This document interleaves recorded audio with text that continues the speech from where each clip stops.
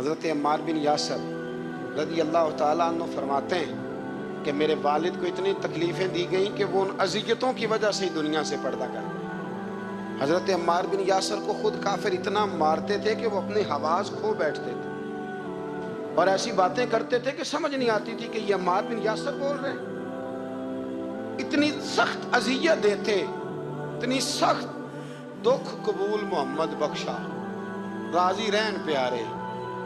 दुख कबूल मोहम्मद बख्शा, बस राजी रहन। इतनी तकलीफ देते कि हजरत अम्मार बिन यासर हवास खो बैठते, तकलीफ में आते। बड़ा सहा, बड़ा बर्दाश्त किया।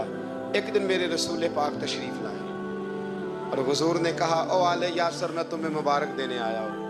रब करीम ने तुम्हारे लिए जन्नत में मकान बना दिए हैं। हुजूर ने तुम्हारे लिए, अल्लाह ने तुम्हारे लिए जन्नत में मकानात, तुम्हें मुबारक हो।